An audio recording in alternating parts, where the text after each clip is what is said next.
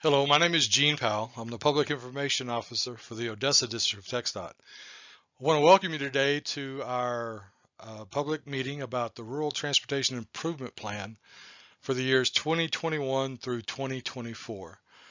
This virtual public meeting is being held because of the coronavirus, which I'm sure you're very aware of. It's forced us to do things a little differently, and we appreciate you logging on today to check out this because it's very important that we hear from you and your opinions on the projects we have planned and maybe on projects that we don't have planned but you'd like to see done. Um, Appreciate you being here. Like I said, we'll make this recording as quick as concise as we can, but we will be here for a little while and appreciate your patience. Our agenda today will include a safety minute, a look at our district and boundaries, what the RTIP is, the Rural Transportation Improvement Program, how the rural TIP impacts you, how we select our projects by the next fiscal year. It's an itemized list for the next 4 years. A few words about funding, and then the next steps in the process. Safety minute. Obviously, I mentioned already the coronavirus. We hope that you're staying safe and that your family is well. If you have to go out in public, make sure to wear a mask. Make sure to clean your hands frequently. Make sure that you stay the prescribed amount of distance apart from each other, social distancing. These measures have helped slow the spread of the coronavirus, and we encourage everyone to continue to do that. For our part here at TxDOT, we still have crews out in the field, but our office staffs are mostly working from home in an effort to slow the spread. So please stay safe when it comes to coronavirus. And as far as being safe behind the wheel, please don't drive distracted. Please don't drive under the influence. Please obey all traffic laws and obviously wear your seatbelt. It is the law. This is a look at our 12 counties. We basically go from Andrews down to Terrell County and Martin over to Reeves County and everything in between. Major cities include Midland, Odessa, Andrews, Stanton, Kermit, Wink, Monahans, Crane, McCamey, Fort Stockton, Pecos, and then we go down to Sanderson. It kind of looks like the state of Nevada is what I always say, but these are the 12 counties in our Odessa district, and these are the projects that we'll be talking about during today's presentation.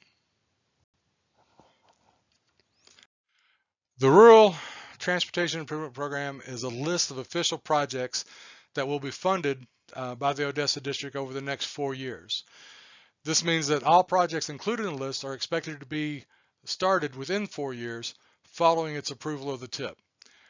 These are the changes you can expect to go to contract in the near future. We look at commuter traffic, we look at pedestrians, we look at multimodal like buses, we look at bicycles, and we look at commercial traffic as well. The rural TIP also includes all those for federal funding. Now, some of the things that we won't be talking about today are general projects like seal coats or small projects that don't have a hefty impact. We'll be talking about the major projects instead. This is all part of the statewide transportation improvement program because the program rules are established by federal law. No project can receive federal funding unless it's listed in the rural TIP, and that's why it's important that we go through this process today. The process includes the opportunity to provide input on major projects that are listed in it. The local and small projects around your community dealing with safety and access get funded through the rural TIP.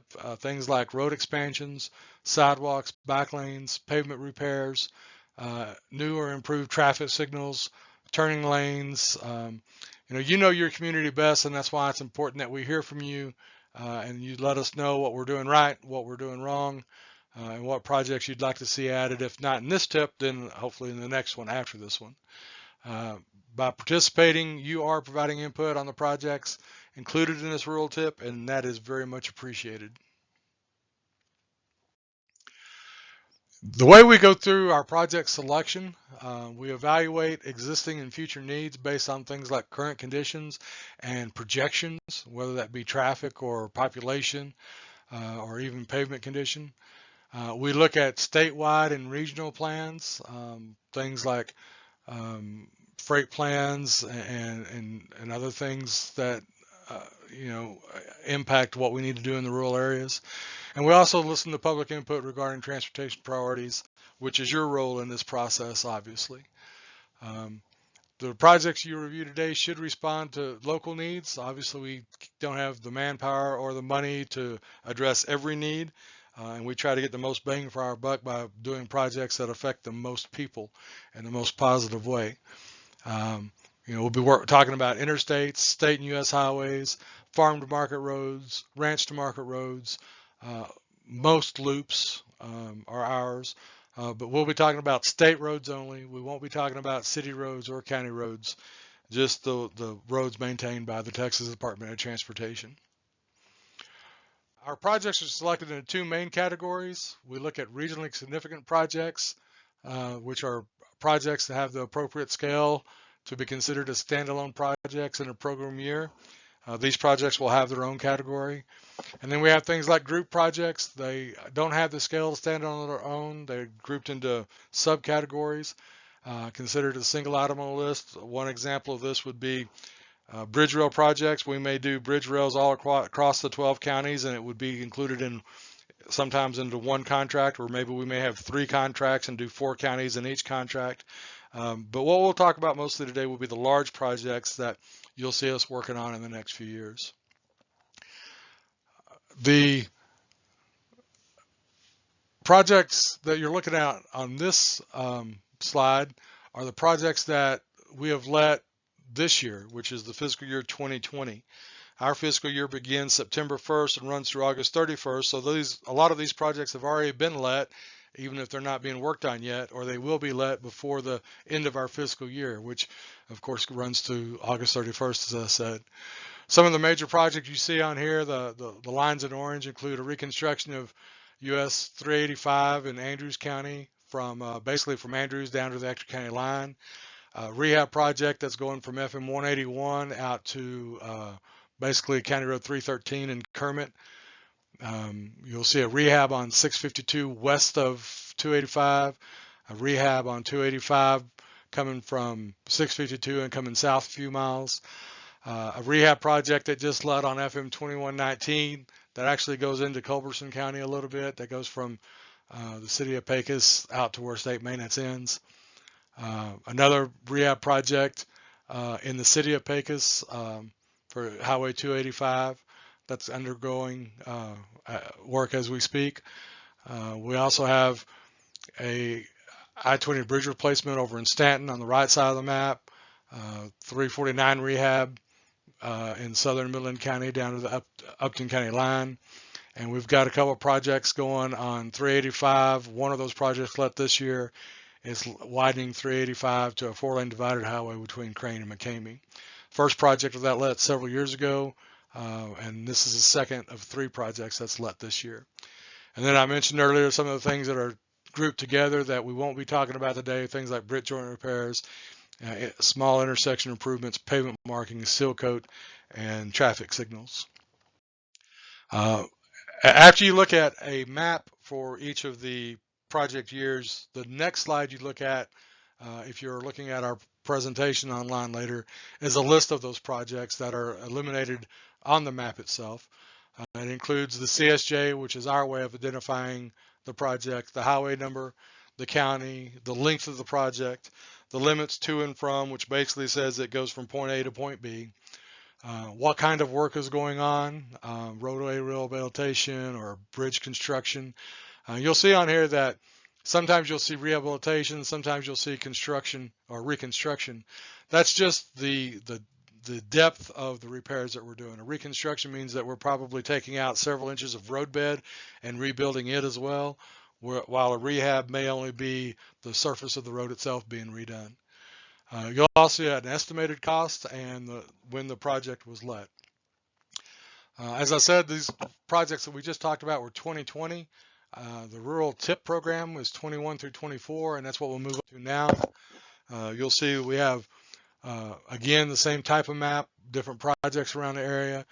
We'll have a rehab on 385 north of Andrews. 385 will be getting a lot of work in the coming years, whether it's in Andrews County or Ector County or Crane County. 385 is obviously a key corridor for us. We've got some railroad crossing improvements at BI-20 and 137 over in Stanton. We got rehab work on 18. We've got US 67 undergoing what's called a Super 2, and that's just an engineering term for a design of road that includes alternating passing lanes. Instead of being a 2-lane road or a 4-lane road, it's actually a 3-lane road where one direction has 2 lanes for a while and then it switches over to where the other direction has 2 lanes for a while, and this provides safer passing opportunities for vehicles on a consistent basis. US 67 is getting that kind of treatment, as will be 302 in the coming years. Over on the left side of the map, you'll see at the bottom there's more Super 2 for US 67. There's Super 2 for Highway 285 south of Pecos in both Reeves and Pecos counties. We have a rehab of FM 1450 coming. We have US 285 improvements on near Orla. We have a bridge replacement coming on 652. That section of 652 is already undergoing a rehab for the road itself, and this will be doing the bridge work on it to finish up that project. You'll see rehabs and widening on Project 1 on the top left, which is 302. That project is west of Kermit, coming through Winkler and Loving counties, and then you'll see a rehab from the county line, or a state line, I should say, down to Kermit on 18. One of the projects I think I failed to mention on the 2020 is a bridge project just outside of Kermit on 115 and 302 as well.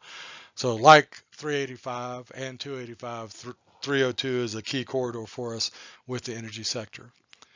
The bottom right of the map shows the district-wide projects that are not individual projects, they're group projects, things like culvert repairs, bridge joints, bridge maintenance, metal beam guard fence, median barrier installations, operational improvements, seal coats, traffic signals, those kinds of things that don't necessarily rise to the level of being individual projects.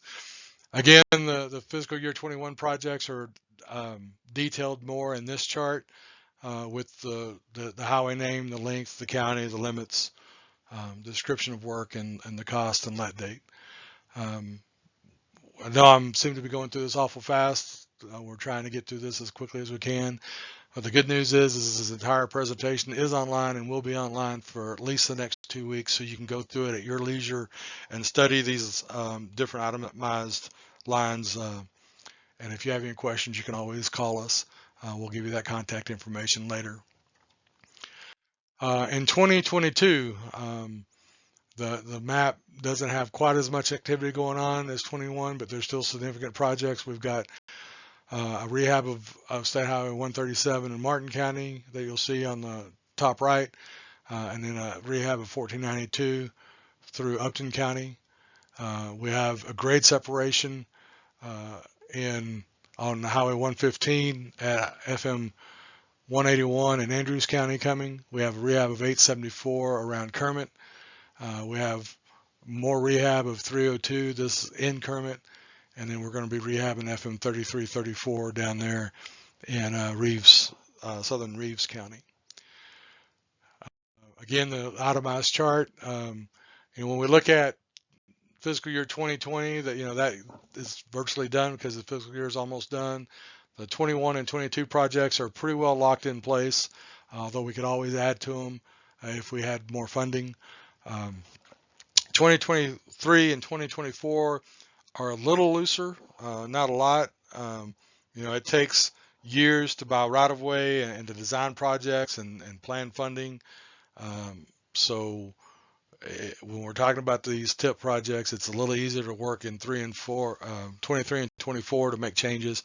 21 and 22 are pretty well set to where we'll be going, but we still want to hear your input on these projects because we may have overlooked something, and we can always We can edit these things, we can add to them, we can adjust these things. It'd just be hard to add a brand new project. 23 and 24 we've put together on one map here. Some of the things that you'll see on the left side are the widening of F16 north of Barstow in Ward County, a BI-20 rehab in Pecos, some I-20 rehab and I-10 rehab out by the split in far west Reeves County. And then on the right side, you'll see the RM2594 rehab. What's conspicuously absent in all these is anything in Odessa Midland, and that's because Odessa Midland is under the auspices as well of the Permian Basin Regional Transportation Planning Organization. So that is not part of the rural projects that we're talking about today. Anything in the city of Odessa and the city of Midland is under a different category of funding, so they won't be discussed in this rural tip process. We do have hundreds of millions of dollars of work coming along I-20 in Midland, Odessa over the next few years. And those things are also going to be on our website under a different category as we move along. Again, a chart of what projects are planned for 23 and 24 with limits and description of work, cost, county, and length. Pardon me. A brief word about funding. The rural tip program is basically what we call physically constrained. And that's just a fancy way of saying we know how we can pay for it. If we don't have the money identified for a project, it cannot go on the rural tip. Those go into a different category of planning. This rural tip is physically constrained, as I said. We have the money to do these things. We have a budget that says we can afford to do these projects. To put it in the tip, it's got to be realistic. The funding can come from federal government to the Federal Highway and Transit Administrations. It can come through TxDOT. It can come from local governments, and it also can come a little bit from local matches. Midland Development Corporation, Odessa Development Corporation, private entities may submit money to help pay for some of these projects. Those things have happened already, especially on loop projects in Odessa and Midland and a few other projects. We appreciate the local funding. It certainly makes us gives us the capability to stretch our dollars a little bit further.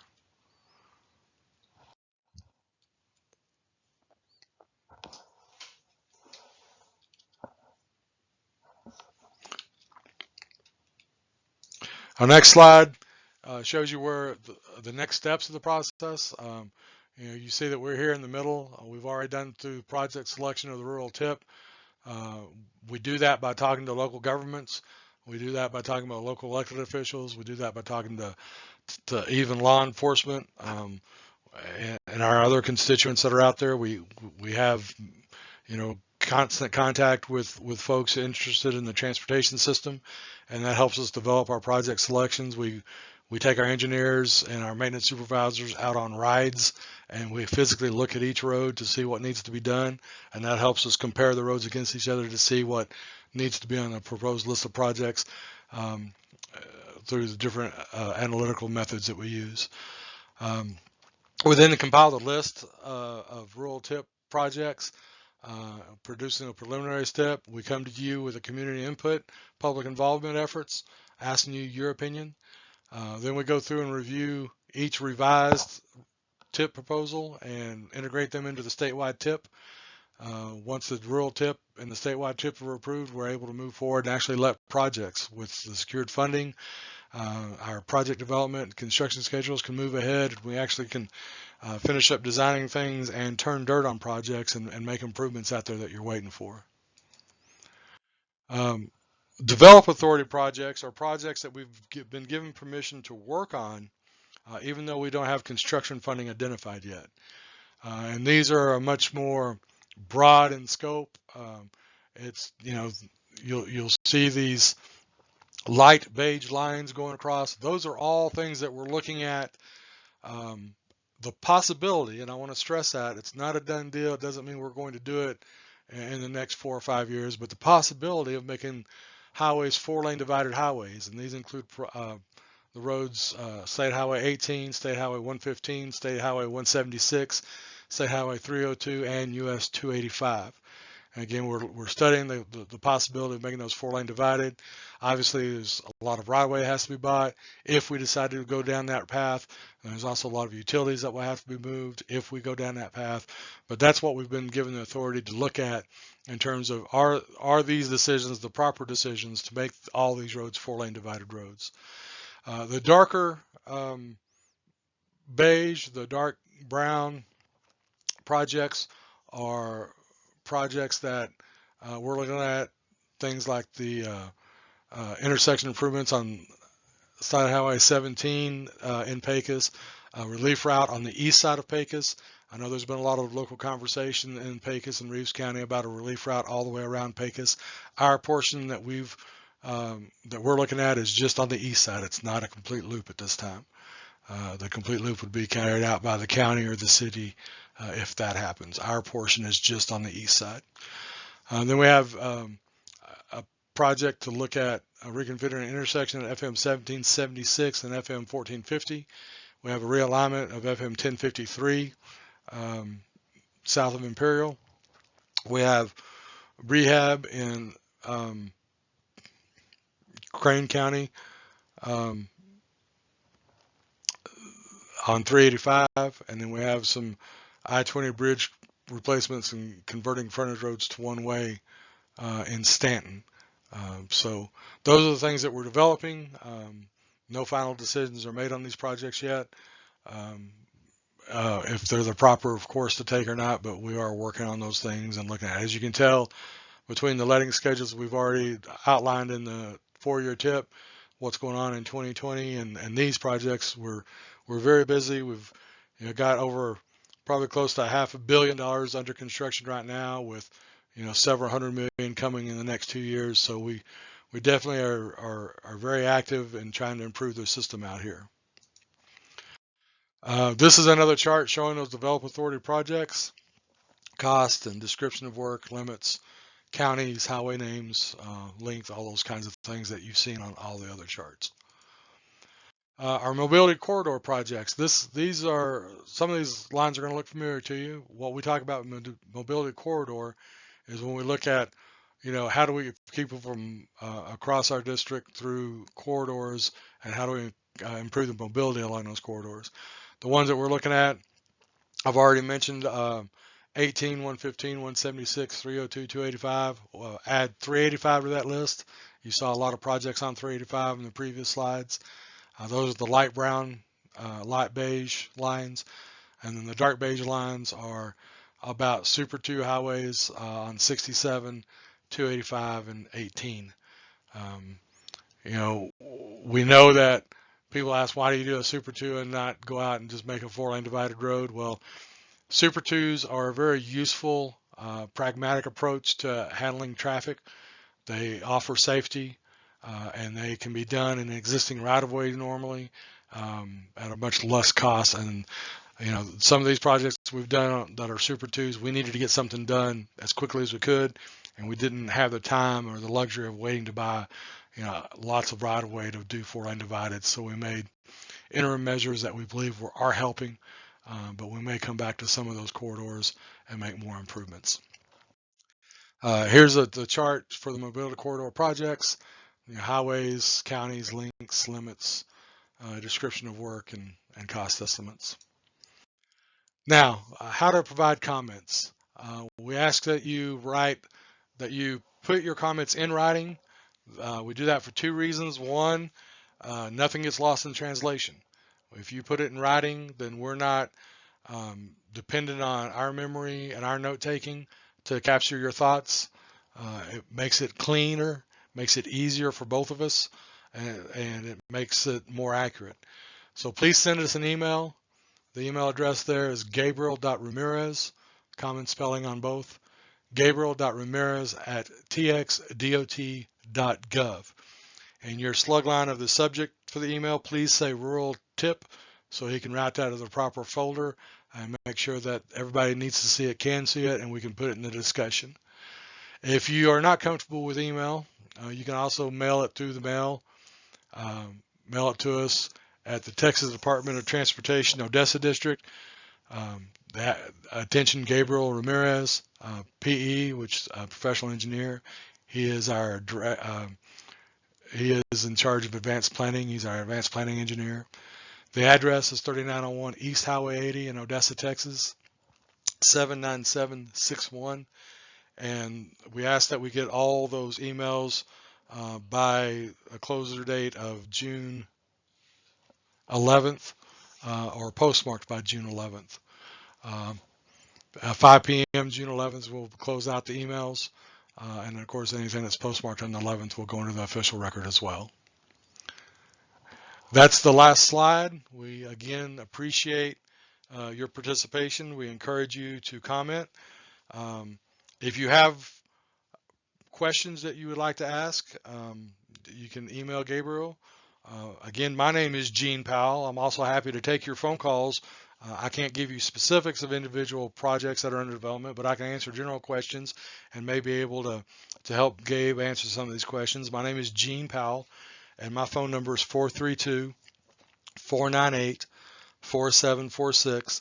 And again, I can, if you have a question that's going on with a project that's already on the road and you're seeing construction and want to know what's going on, or if you've seen something on this map that you just have a general question about, I can't tell you about drainage and I can't tell you about specific details of the engineering, but I certainly can answer general questions.